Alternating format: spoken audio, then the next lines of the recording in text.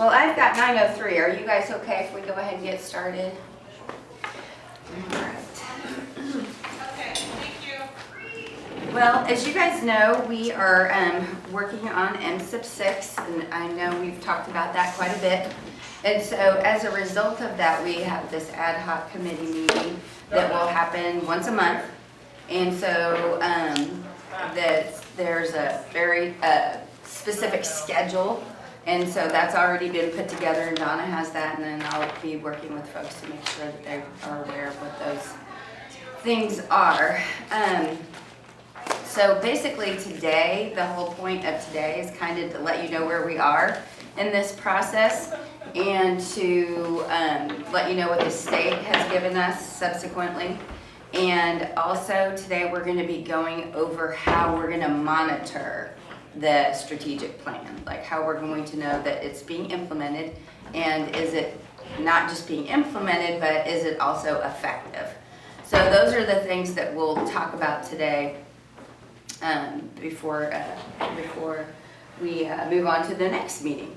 So each of you today has some papers, and if you don't, you okay? Yeah. Okay, there's packets down this way too.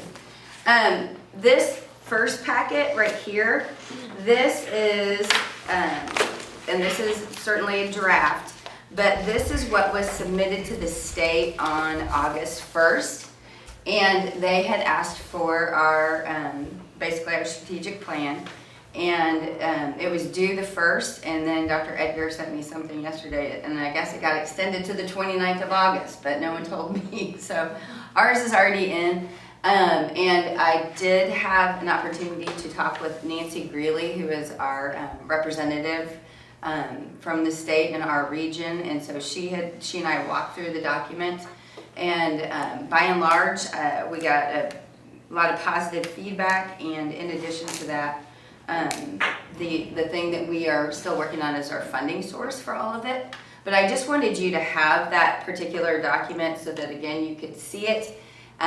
It is not, the final form of it is not due until December 15th, and that's what they're telling us now. And at that time, we're going to be able to continue to improve on it and include and consolidate items. For example, feedback from community groups and those kind of things. We were all in Vision Forward the other day. So, but the main bones of it are there. They go with the academic services goals. And this month, this upcoming month in September, I have a scheduled meeting with each department, and each department then will have an improvement plan that fits within this particular framework. And so all of those pieces and parts are going to be coming together by the end of September. So if, and I certainly won't read this to you, but one of the things that I wanted to point out, and each one of you has this at your table. This is, and it's the one that's highlighted in yellow. And I think this is somewhat particular importance, because this is what DESE is asking that you use for your, oops, hold on, sorry, nope, I want you to go to the purple one, sorry. This is what DESE is asking us to put together in terms of our pre-planning guide. And so we had meetings over the summer, and they had not released this yet, but they have released it now. And so this is really what they're asking for districts to do when they submit these CSIPs. So I just think that that it's important that, for example, if you look on page 2 of that document, and this really pertains to the leadership component. Descriptor B, the local board ensures that the CSIP focuses on the academic preparation and well-being of each child. That is the thrust of the entire CSIP, and what really DESE is aiming to do is to ensure that boards are monitoring that from a governance standpoint. And so if there's one thing that I've heard over and over again is that academic preparation and well-being of each student. So these questions, how is the local board engaged in the CSIP process? How does the local board ensure that the CSIP focuses on academic preparation of students? Explain how the local board is engaged with monitoring of academic performance data. How does the CSIP address the well-being of each student? And how does the CSIP drive leaders and teachers in the development and implementation for academic instruction for each student? So those are some of the questions that have to be answered when I submit this, and did answer those questions. And so we'll always go back to those main premises, is how are we making sure that we're communicating those things and that those are clear in these types of meetings, and certainly in the academic services meetings as well. So again, just a quick question. Yeah. So our presence in this meeting is adequate for, the local board ensures that the CSIP focuses on the academic preparation and well-being of each student. Us showing up to these meetings will accommodate. The monthly meetings will allow us to make sure that the CSIP and how it's being monitored and how it's being implemented, and is it effective, is it working, is it not working based on internal data, is a good way to assure those very questions, yes. Yeah. And then we'll also have the academic services meeting and then board meetings as well. So what'll happen now from a board standpoint is, not this month, but in September, this will be a standing agenda item, and then you, Kim, or Sarah, whoever, will give a report to the entire board about what happened in that meeting in September. Today's kind of an overview. September will be broke down, or actually every month from now on will be broke down to specific topics. Yeah. And then, today's... so what you'll do is talk about that. Sorry. No. And so today's really specific topic is, so it was just an update to let you know that where we are, and that we got good feedback from the state and I've met with you in June and July, and then this is our August meeting. Today, the other thing we're going to go over is our balanced scorecard, because that's how you monitor a strategic plan. And so I'm going to go over how that is constructed, and then it helps us better understand whether things are working or if they're not working. And we'll review that 3 times a year because of the internal data that we have. So that is really the goal. But I did want you to have those components. And then the other thing that is, so that's just the pre-planning guide. And so that's all been taken care of. Those questions have been answered. Like I said, we got good feedback from the state. The other component is this yellow document. And I have sent this to Dr. Edgar, and I've sent this to the academic services team. In fact, I've sent this to the entire cabinet. And this is really, really important in terms of, for example, that top line where it says leadership. The local board and superintendent, chief executive officer engage in ongoing professional learning and self-evaluation in order to strengthen governing practices. So come December, for example, I have to submit all of the answers to all of these questions. And so that is not something I can do. I mean, I think that that is going to have to be a collaborative project that our teams are working on, and keeping you up to date on how we're constructing these answers. But these are not yes or no answers. And so I have been working with each department through the lens of these questions since June. And so I've been giving them specific questions that they need to answer within their departments. So none of this should be a surprise to them. And so, for example, do we have a guaranteed and viable curriculum? And do we have 3 processes that ensure that? And so those kind of things I've been talking to Stacia about. The high quality teaching and learning, something that I have shared with Bethany and certainly Lara. Early Learning Center, I have shared those things with Diallo and her team.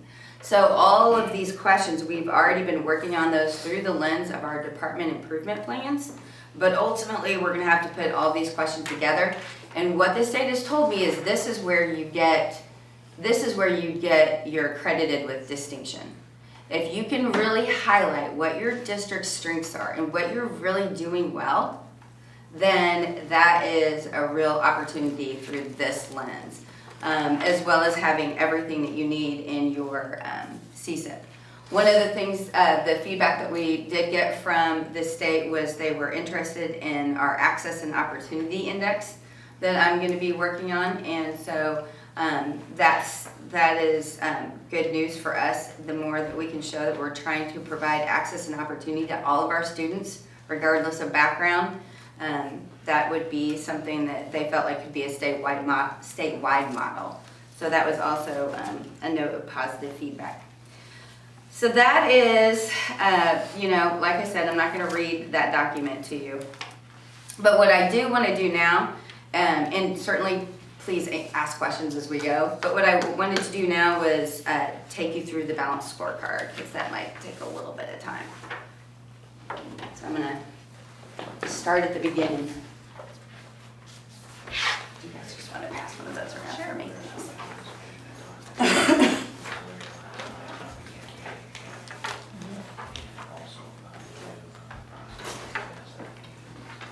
Okay.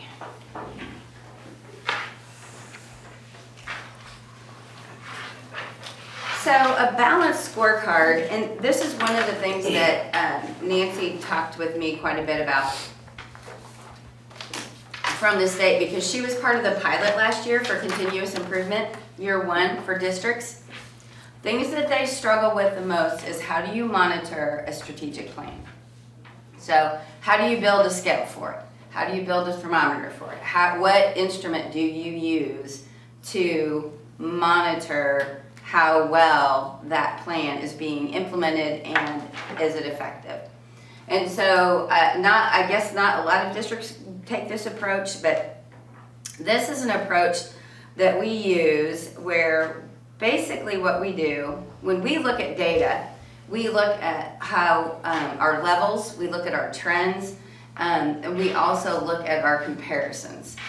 One of the things that makes data useful is when it's in the context of something. If you just tell someone, we're at 35% in ELA, people would go, okay, 35%. What am I going to compare that to? That just sound, that doesn't sound like an A, because 90% is an A. So the thing that what we do is we develop a comparison set because it helps us better understand where do we fit in with districts like us.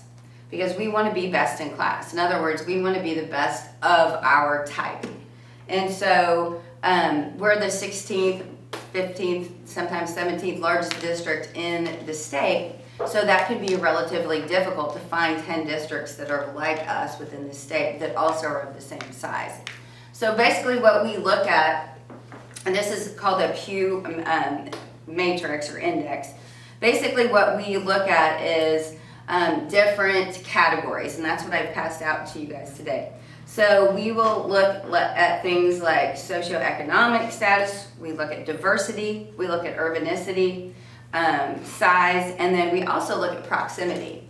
And so proximity can become a little bit difficult because the schools south of us, while they may be similar to us in size, are not similar to us in diversity. So if you look at Liberty, for example, they're 19% free and reduced lunch. We're 70% free and reduced lunch. So it's not really comparing apples to apples for a comparison that helps us better understand what our goals and our next steps should be. And so really when we looked at all of this data and kind of did a ranking, Independence is very much like us, Raytown, North Kansas City. North Kansas City is really big, but it's close and it's got a more similar demographic. Columbia is ever becoming more like us. Jefferson City, Joplin, Cape Girardeau, Springfield, which is huge, but nonetheless, the demographic and the diversity is more similar to us. Kansas City Public, and then Ferguson Florissant. And so those are there because they share a poverty level, but they don't necessarily have the same diversity. But that's kind of why you see them kind of at the bottom of the list. So that's what we have as our 10 district comparison set. And I point that out because that's going to become important when we talk about the balanced scorecard. So if you pass that around. Oh, I better have one just in case. Thanks.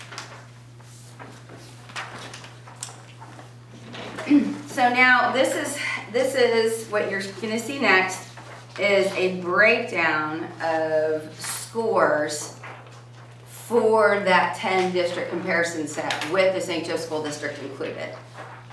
And this is from last year because the state just released their data yesterday, but we don't have the other districts' data back yet. So this shows you where we are in terms of those comparisons. And so when we get the data back from this year, unfortunately, they're telling us that might not be till December.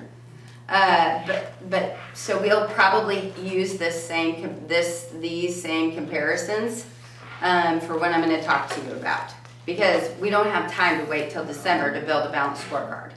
That doesn't really help us very much. So this is what we use as a backbone for the balanced scorecard. These are helpful to us to know where we sit in conjunction to these other districts. So there's this. So hopefully that kind of sets the stage for some of the framework for the balanced scorecard that you're going to see.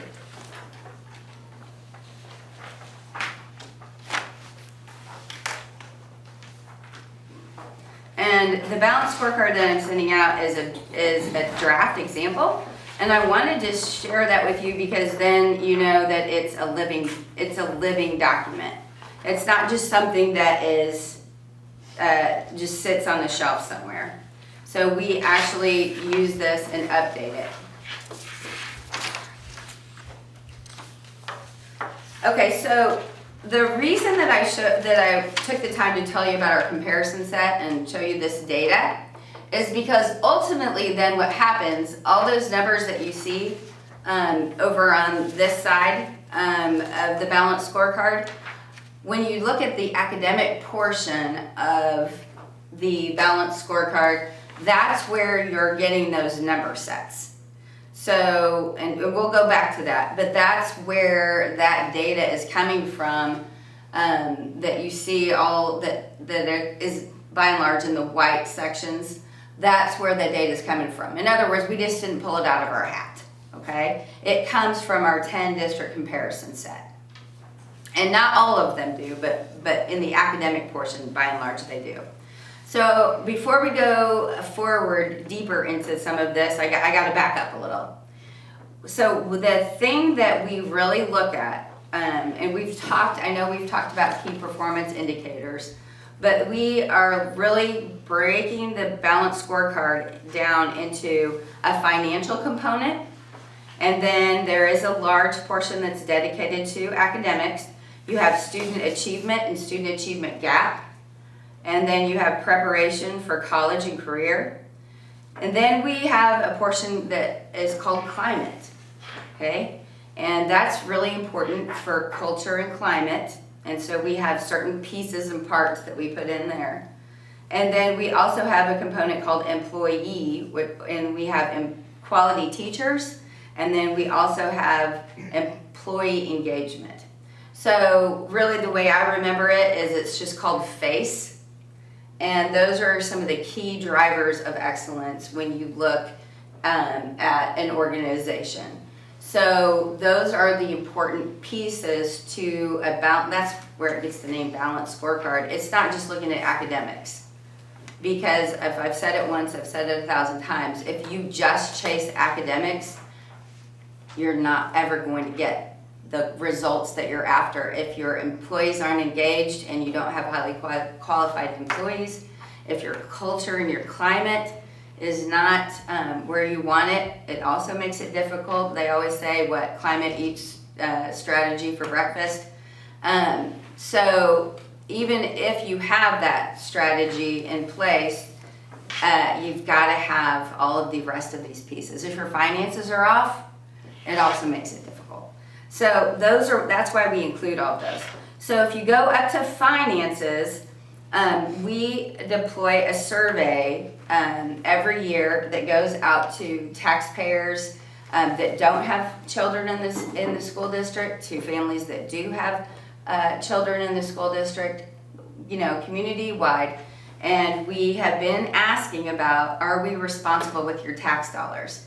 And right now that metric is at 50%, which is may seem low, but that metric is low historically. Anytime you ask that question, if you look at comparative data, 50% is actually pretty good, and especially good for us after the pain of our past. And I think that is something that the business office has been working on for quite a while in terms of transparency and stewardship. So we were glad to see that particular metric. Now you'll notice it says 58 over in and again, this is a working document. This is just so that you can see how we work with this document. You can see it says 58 there. That is, and then you'll see the yellow is on 50. And so that's what I wanted to point out, is when we use the balanced scorecard, we don't place ourselves on the scorecard. We put a highlight on that which is not greater than and that which is not less than. So if you have a choice between a 60 and a 40 and you're at a 58, you're in the 50 slot. So does that make sense? Even though we're darn close to being over to that next level. So what does that tell us? That tells us our next game plan is we want to hit that 60. We want to be in that 60. So that we can continue to move across until we get to a goal.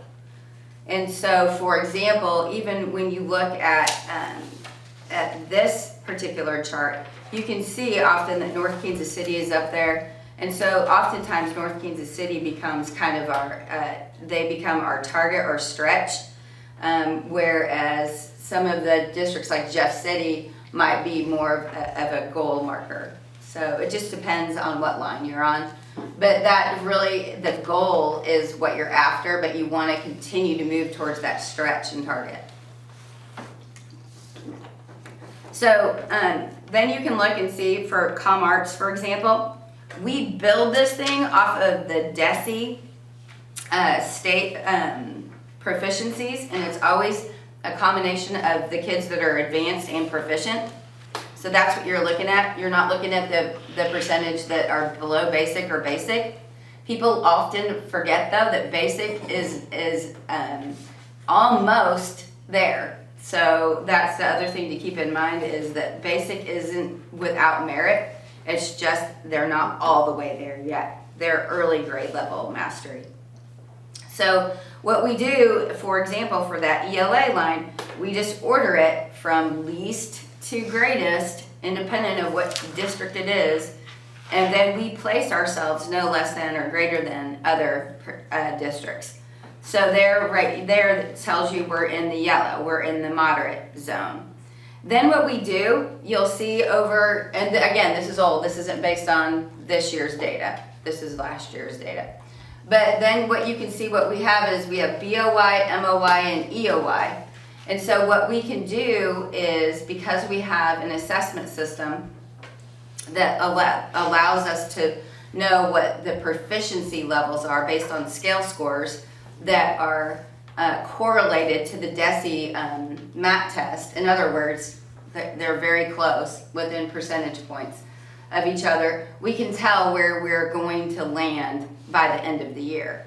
So we are not flying blind. And that's why we have internal data in terms of assessment, so that it's like setting sail and you're going from point A to point B. You can't fly blind. You need something to help guide you. And so during the course of the year, curriculum and assessment work together, and everyone on the academic services team, especially if we see some areas that are really not going well, we can get in and try to make some improvements and not wait till we get the end of the year scores. So that's really important for us to better understand where we are. The other thing the balanced scorecard does is it tells us what's our next play. Where should we be? Where should we go next? Should we make a 10% improvement? Is that reasonable? Well, if we make a 10% improvement, we're gonna be where North Kansas City is at 49%. I mean, if we really wanted to get crazy, we try to get to where Liberty is at like 55%. And that's why it's important for people to understand the data in context, because if a high-performing school district with 19% free and reduced lunch is, sitting at 55 or 60% proficiency, that helps people put things in context. And helps them to better understand what is reasonable. Okay, so the other thing I want to point out on that is the gap. So the other thing we look at is we look at all of our kids together, and then we look at the difference between that and students that may have some not socials. What am I looking for? Help me out, people. The money differences, under-resourced. Socioeconomic. Under-resourced, and then the other one is diversity that we look at, and so all of those kind of things, like looking at the differences between how is everyone doing, and then how are certain subsets doing, and so we can look at that and say what's our gap. And so for us, for example, if you look at, ComArt student gap, we have about a 6.3 gap between how all of our students are doing and students that are in a certain subset of students. And so that helps us better understand an equity and access issue and how we can continue to improve that. So you would want that gap to be smaller? That Yeah, would be lower. so you're always wanting the gap to be smaller. And then Jesse also looks at that gap as well. One of the things though that we're gonna be doing a little bit differently is looking at that in a more specific way. And so we'll be talking more about that when we look at our indexes that we have built. So that is the academic piece of it that has to do with the MAP testing. Do you guys have any questions on that? I usually get a lot of questions, so you guys we must be doing good because you don't look like it's. Who picks the schools that we're compared to? Do you pick them, or does Desi pick these schools? Okay, so this particular piece is how we do it. Okay. So we use a couple of different databases. One is what they call the MCDS portal. Desi puts all of their information out there, and you can they have a new way that you can drop out a set of comparison districts that are similar to you. Okay. So that's how you do it, and then what we do is we design based on the diversity in all these pieces. Yeah. Then we rank them as to what they're like.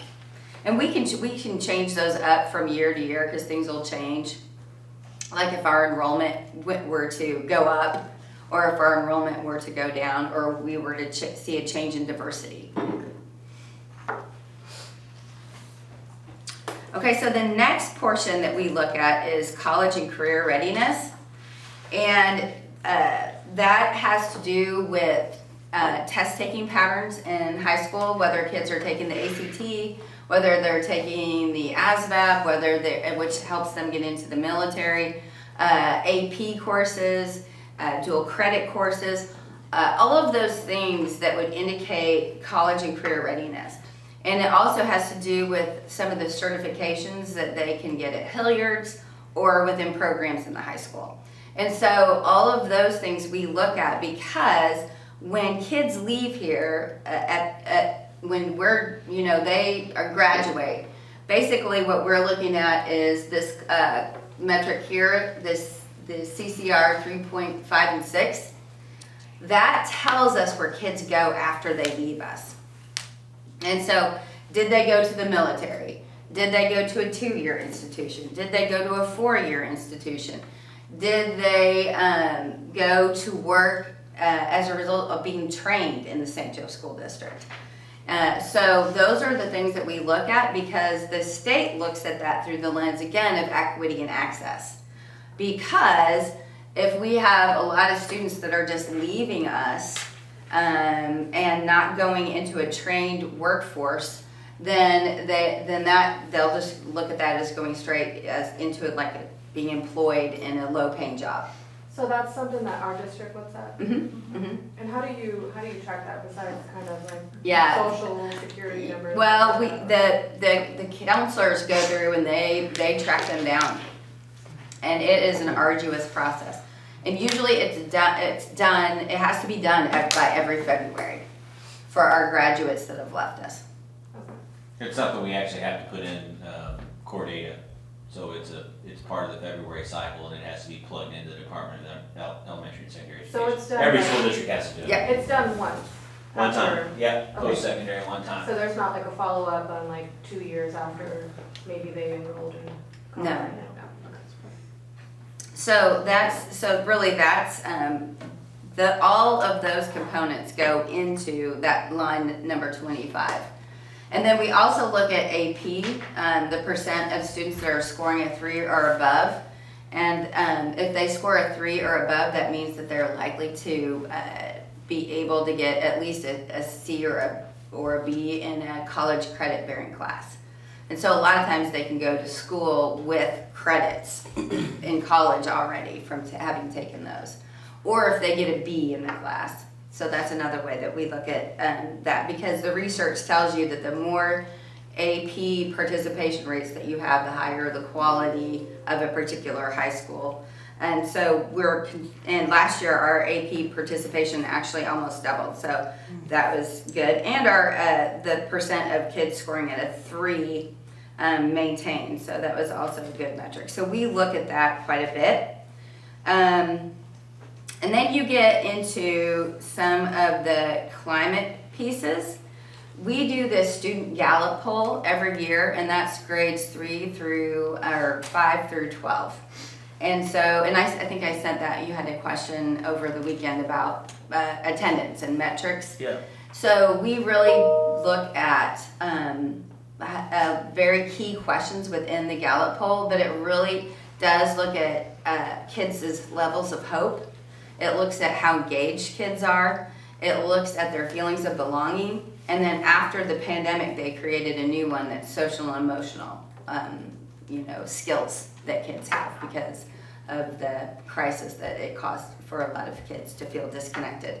I thought it was interesting, you said one of the questions that they ask is, do the adults in my school building care about me? Yes.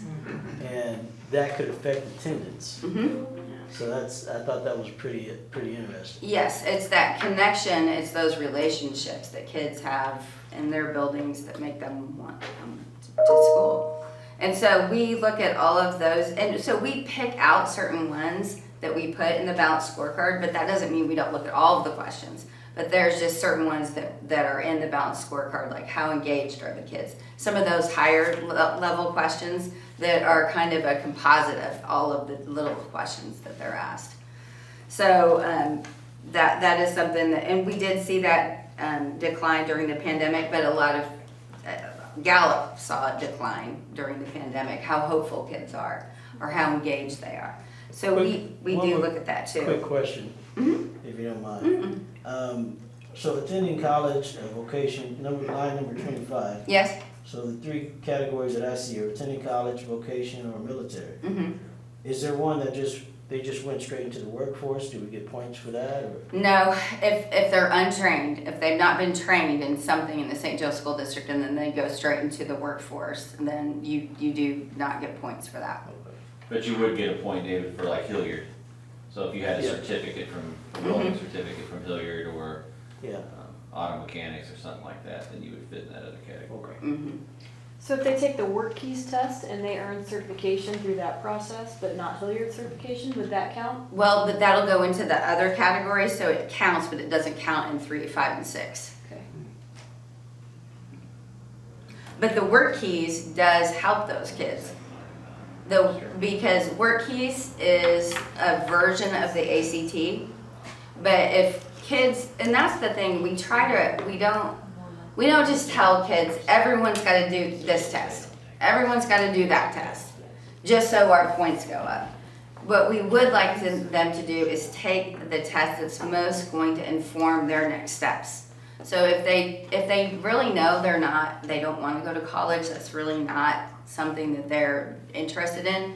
Like Dr. McGinnis mentioned, they can take the work keys, and again, it's from ACT, but it would help them and their future employer potentially know what their skill sets are in the workforce. And so they can get up to like a platinum, I think, on the work keys. And so that helps when you're applying for a job, say at Altech or something. And then you'll be trained there, but certainly is helpful. So if we look at student satisfaction, we monitor that through the lens of attendance. So that's how we really monitor student satisfaction. And so that's something that we talk quite a bit about. How well do we encourage students to take that test, work keys, if they're not going to college? Do you guys want to talk about that from a high school level? I We would do. say it depends on the high school principal. Yeah. I was pretty focused on everybody needs to have an assessment of some sort, which means they need to have a plan of some sort, whether they're going to college or military. So I took it as a personal challenge to meet with those kids who didn't fit those other two groups. Yeah. Just because that's my family background. And then just would have one-on-one conversations with them about their path. And I would tell them to take that test seriously because, like she said, it does get you certification, but you can also take that certification and they make more money. And that speaks to kids, if you talk about money. Yes, it does. But just trying to help them have a plan for the future. And I think that's really important now more than ever because having those conversations, because kids are, and this isn't just in the St. Joe School District, this is nationwide in the new attendance research, kids are dropping out at a higher rate for low-paying jobs. And a lot of that is an onset of the pandemic where families lost jobs or needed additional help or they had childcare needs. And so continuing as we hopefully continue to keep coming back out of that, having those conversations about a higher paying job. Because in high school, when you live at home, it can seem like, a certain, that I can get a new truck or whatever. But long term, what does that really mean? And so how do we get that communicated to kids? But to answer your question, it's typically through the counseling center. Yeah. Yeah, I just wanted to take that one on, so I did. And counselors have those conversations too, one-on-one with kids. And then the other piece, the community satisfaction, that again comes from surveys, so asking parents and certainly students if they feel like they're being prepared, college and career preparation. And we also ask about the Board of Education performance, and again, all that is perceptual data from the community, but that is good for us to know because one of the things that we've heard a lot is if we aren't constantly in contact with the community, whether it's through small surveys or focus groups or these things, but then when something comes up and the district needs something, well now you're coming to talk to me. So always having a bead on what that perception is. Yeah. And then safe and orderly environment, we look at the % of students saying they feel safe. And that again comes from the Gallup poll. The % of students that say they have a best friend at school. Because again, it's those connections. And then emergency drill completion rate, so we look at that. During the course of the year, caring environment, % of kids that have been told I do good work at school. Involvement, this school is a good place for me. Quality teachers, we look at the metric on the Gallup poll that says teachers make me feel schoolwork is important. And then we also look at the percent of our staff that are highly qualified. And this is something we can pull off the, DESE collects this information every year. So that tells us in this particular data set, that tells us where we are in terms of how qualified our teachers are. So if you look at that particular line, which is 38, we're at 51%, we're in the red zone. And so that would be something then that we can continue to work on as a district, and for example, human resources could set a goal around that. Like, how do we incentivize that? How do we improve that? Our years of work experience, we also pull that off of the DESE website. That's something that, like Dr. Edgar said, is uploaded every year. And then we look at another metric. This is a good place to work. And so we can gauge where we are with that. Adults at this school care about me is another component that we, and I think that's one that David, you already brought up.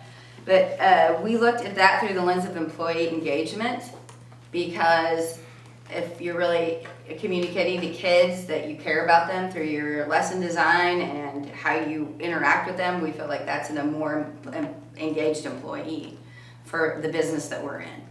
Or, just a quick question. No, you're I'm fine. sure I'll have a few more. Are teachers and staff aware of all of this? Okay. Gallup polls, yeah. Every year we get a Gallup poll, and then we send them to the principals, and then it becomes part of our data review process too. When the principals come in and talk with us about how things are going in their building, they have goals that are based on their Gallup poll data. Okay. And then their teachers will develop strategies around 1 or 2 questions. So yeah, we definitely do that. And then we also give we also have employee engagement. Every year, the past 2 years, we've given the Q12 Gallup Employee Engagement Survey. And choosing Gallup is helpful just because then you have a comparison set. You just aren't taking your own little personal survey. You have no idea what it means. So the first year we took it, we had 34% of our employees were engaged. And again, on its face, 34% doesn't sound like a lot, but that's industry standard for educational organizations. And so the question would be, okay, what's our next? How do we continue to improve this? So it's only 12 questions. So for areas that are low, we can use that as particular for strategies.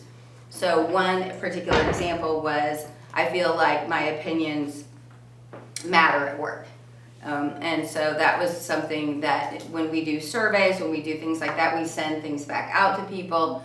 The PD calendar was changed this year as a result of teacher feedback. So it's just a matter of trying to get some of that feedback, and then how do you use it. You can't please everyone, but how do you collect that voice, and at least folks have known that they've been heard on some issues. So that was something that we, as an organization, could see was a pain point. And then we also look at teacher attendance, which comes from human resources, as a matter of employee engagement. So that whole balanced scorecard, if you take then that big document, this guy, that should be the way that we monitor this. So you've got all these words and things in here, but this would help us better understand where we are in terms of this being implemented, but then also being effective. So it could be implemented, but is it working? Because if it's not working, then what do we need to do to change it? And how can we improve it? So the other way that we'll also keep you informed on whether on the CSIP is through a software program, and I mentioned this before, it's called On Strategy.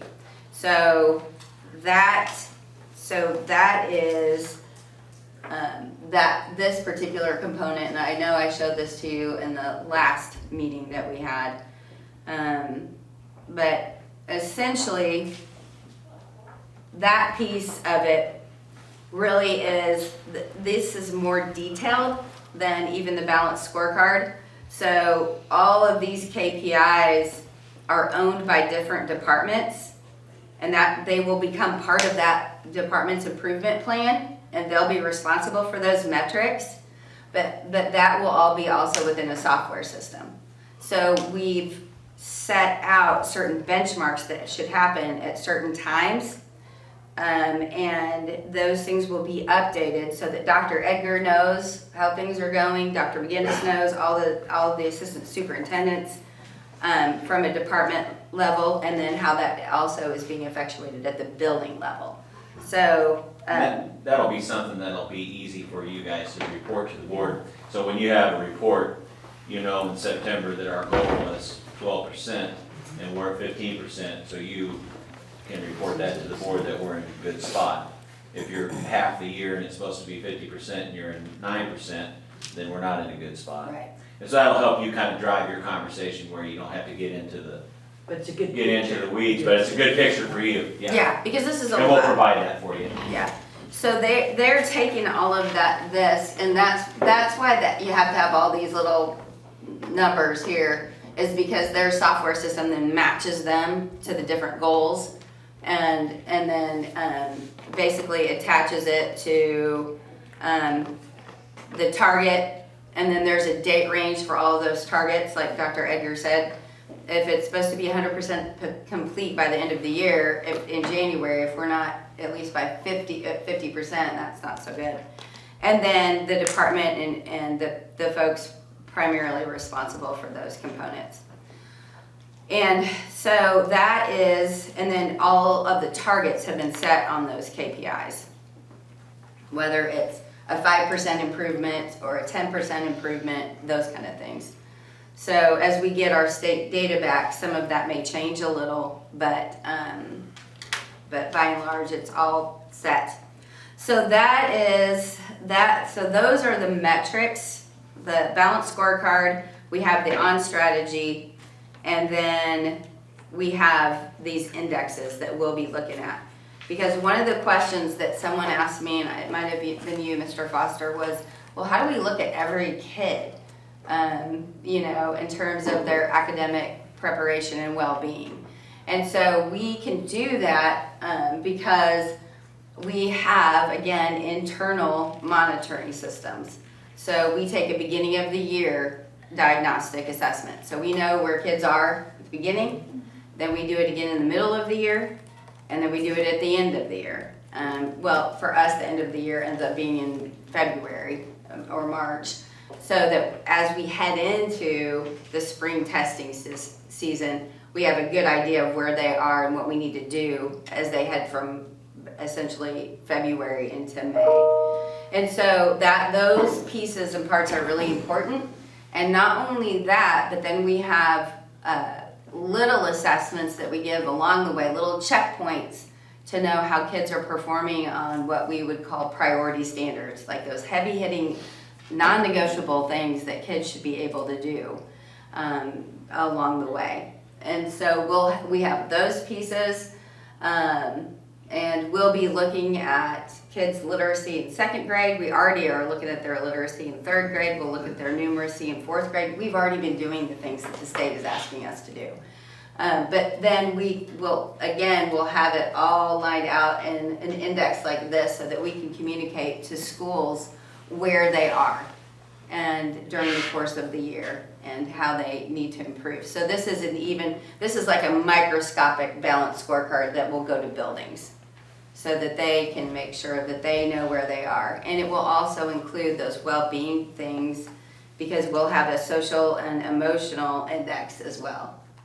So that will be even a very, you have some of that within the balanced scorecard. This is a little more expanded, and we'll be making sure that we look at that through the lens, that buildings are also aware of that.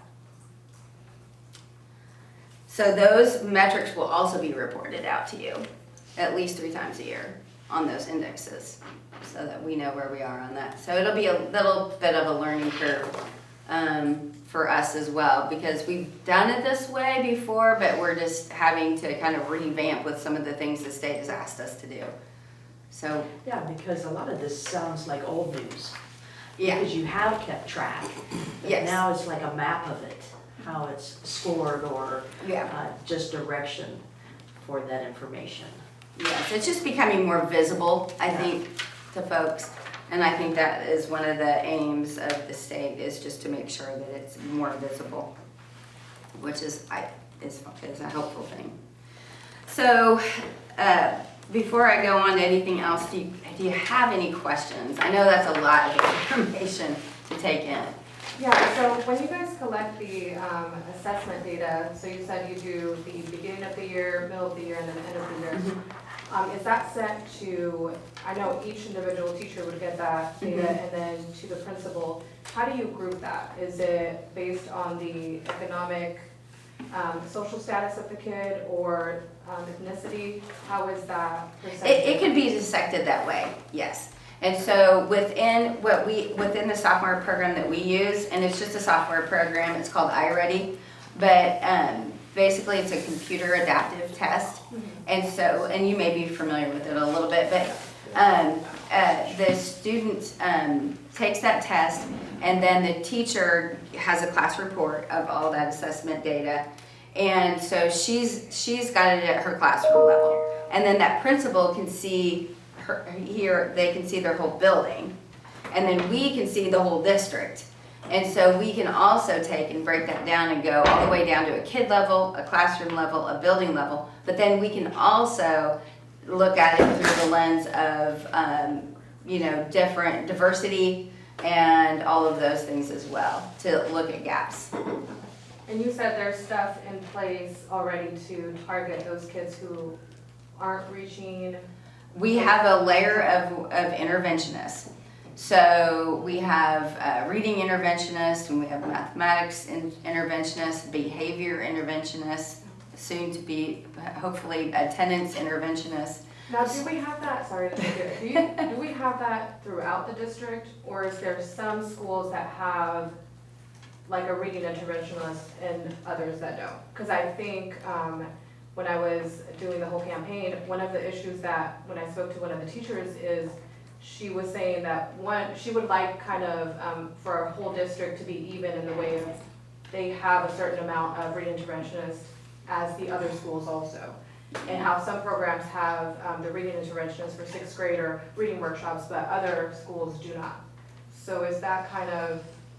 Yeah, and Bethany can kind of answer that, I think, because Yes. that came up on Vision Forward or something. I heard you answer it recently. Yeah, it comes up every year. So what happens is the district provides a standard. This is what we do as a district, and how we do that, we can decide and discuss and move different into other lanes. But right now, we provide a part-time reading interventionist for every elementary school. So every elementary school has an interventionist.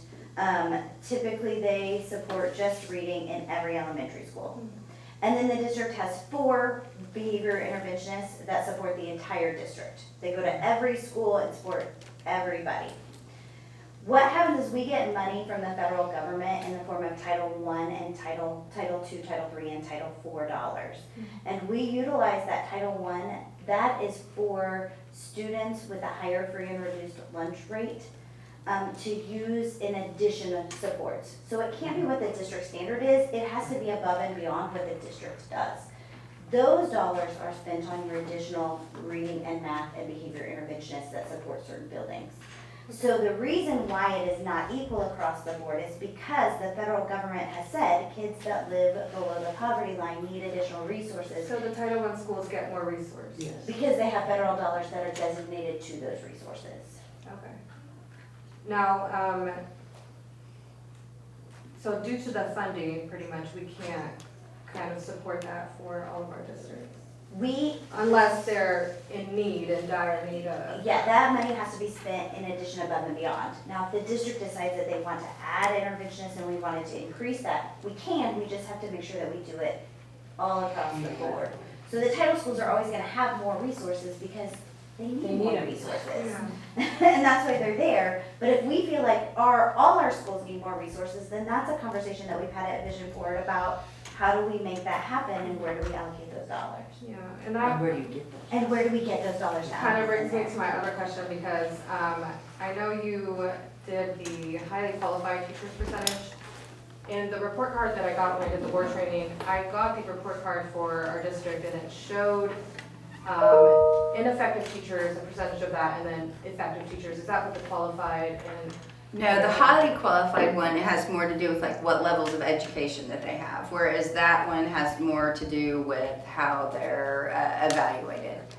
Okay, because I did see that for some reason, our inexperienced teachers, or kind of like a one-year teacher, new teacher, most of them are based in our Title I schools.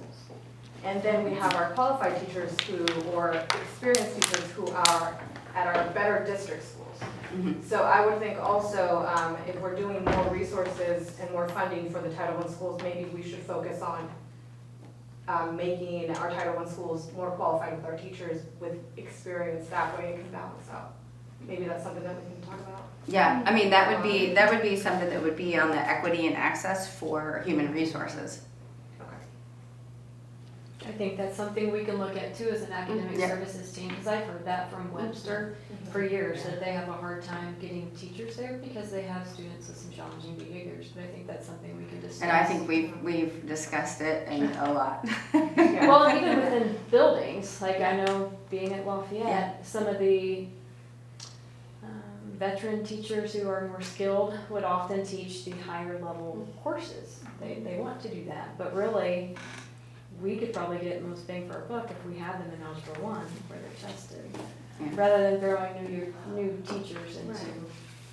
And are you kind of catering to, I mean, without saying this in a negative way, are you kind of catering to the teachers who have been here longer and putting them where they would like to go, you know? So maybe that's a topic we can talk about in our academic committee, in our first one in September. That's really hard, because It you is know they hard. want to progress. You know they've They been do. there long enough, they feel like they've put in their time They in do. some of those classes. But then you also So have who first is- year teachers who get burnt out, and that's why they Right. leave in year 3 and 4. Right, that's, you So, you I send think that would be a good teachers discussion. to our Title I schools, they're out in a Uh-huh. couple of years, they're not gonna be able to deal with that. And I think not to move completely all of our experienced teachers to our Title I schools, but a mixture of both, an even mixture of both would be, I think, the best.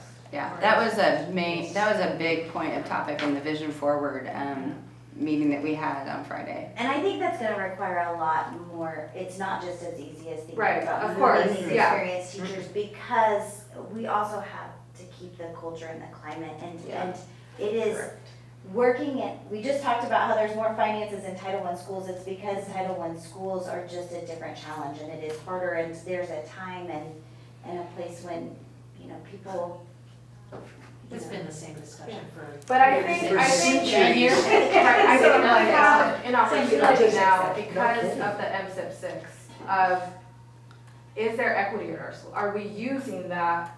And I know it's been a struggle probably for a really long time, and Yes. everyone's been mentioning it for a while, but we need to do something about it, because if we're not reaching those kids, of course, we can throw the behavioral interventionists and all of these things, but if they're not getting the teachers with experience who know how to deal with these behavioral issues or other things, then we're not gonna get the results that we want, regardless of if we're keeping score of the data or not, which is my suggestion. Well, you speak what's been going on for Right. the living. Yeah, and I don't think that change can happen overnight. And there are Right. some teachers who are rock stars that prefer to be in title schools, which is awesome. But I think it could be something that we look at and implement gradually. Right. And really, it needs to be a conversation with building principals, probably first and foremost, so that they can start to do that in their own buildings. Even different kind of incentives to retain them in those areas, where they are the rock stars. Because that's hard, it's wearisome. It just is tiring.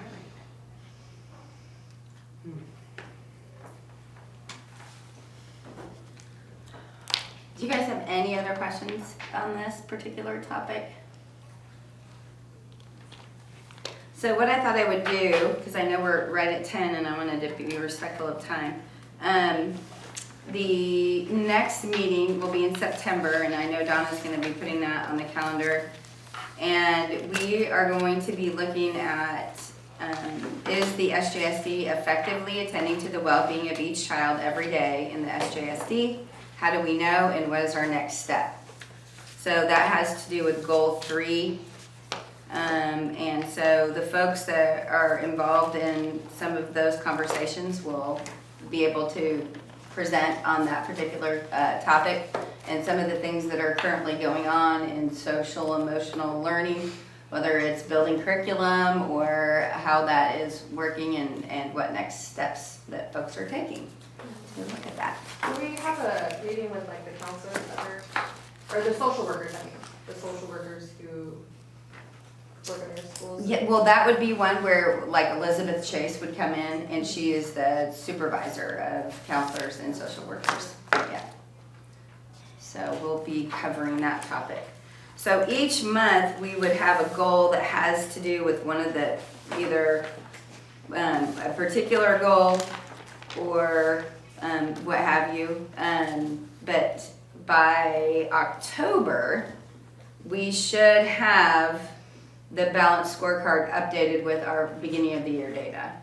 So we'll be going over that at that time.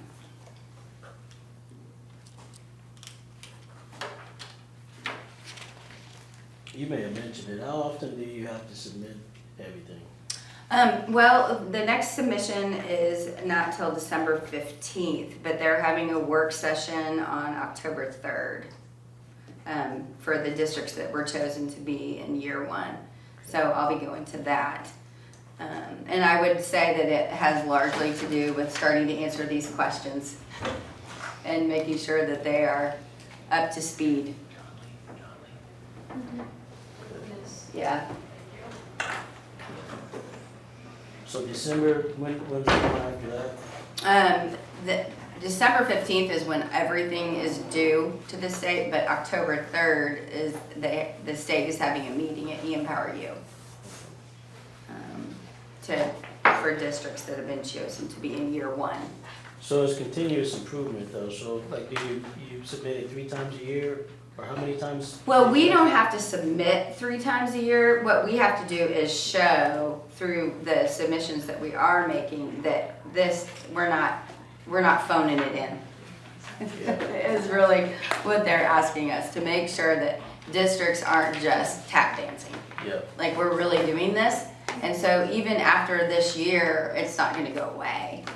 Okay. You know, because again, their whole point of including it is if your student performance isn't where it's supposed to be or where you want it to be, then if you've got these continuous improvement methods from an organizational standpoint, shouldn't things improve? If folks are all rowing the boat? And if not, why not? And what do we need to do differently? So that's their goal. So it doesn't go away. Which might be a good thing. Yeah. So this is new for our. I mean, the having each department have a plan and doing all of this. It's, you know, folks are doing the work, but we're just going to be doing it a little bit differently and a lot more focused. Gotcha. So, well, thank you guys, and I'm always available for questions about this particular topic, but we'll get there. I got a couple more, but I'll email you. Okay.